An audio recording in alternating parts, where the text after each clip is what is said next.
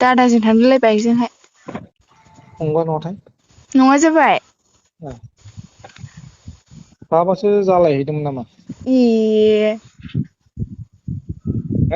नङालाय गोदाव सोरावनो हेलौ लोगोफोर नोंथांमोननि गेजेराव आं आरो मोनसे गोदान भिडिअ लानानै फैबावबाय लोगोफोर नोंथांमोन बयबो मोनथिखाबाय जानांगौ बे भिडिअआ मानि सायाव जागोन लोगोफोर दासान्दि गोबां बर'नि जौगाफुनाय फावखुंगुरफोरनि इसिङारि देहायारि गाज्रि सोमोन्दो गोनां भाइरेल जागासिनो दङ आरोना बिथांमोननि बे भाइरेला माबोरैहाय जादोंमोन बेखौ नोंथांमोननि सेराव हानायखिनिखौ खिन्थालांनो नाजागोन आसा खालामबाय बेनिखायनो भिडिअखौ जोबजासिम नायलांगोन होननानै लोगोफोर नोंथांमोन बयबो बर'नि सुंद' सावथुनजों मुंदांखा जाबोनाय अनिल केयार नार्जारी लोगोसेनो सुबर्ना बसुमतारी बिथांमोनखौ सिनायखायो जानांगौ दायो ससियेल मिडियायाव बिथांमोननिनो भाइरेला गोसारगासिनो दङ आरोना सासे उन्दै हिनजावसा सिख्लाखौ सुंद' सावथुनाव एक्ट्रेस बा फाव खालामनो खाबु होगोन होननानै बिथांमोना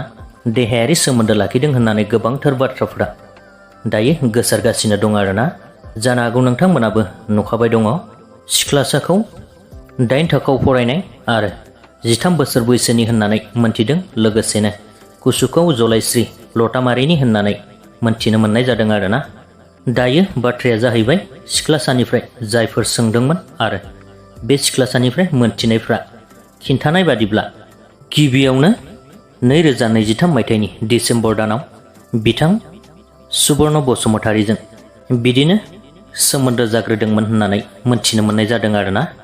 बेराफारसेथिं सुबर्ना बसुमतारी बिथाङा बे हिनजावसाजों जेबो सोमोन्दो गैया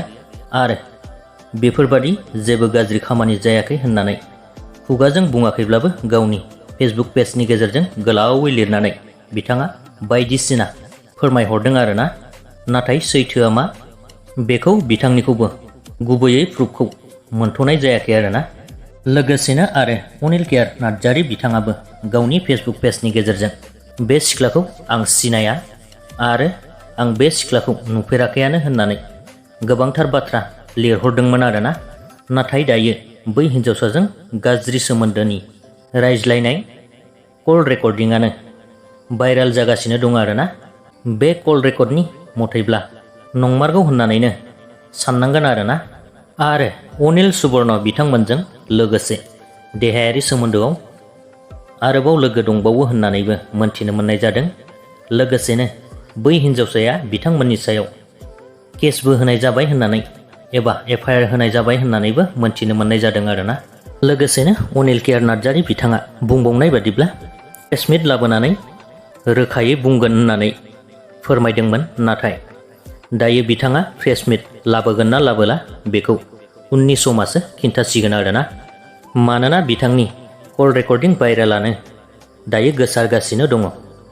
लोगोफोर बिदिब्ला जोंनि बर'नि सावथुन मुलुगा माबोरै जालांजोबनो हमखो बिथांमोनाल' नङा सिगाङावबो गोबां जाबोबाय नोंथांमोना मा सानो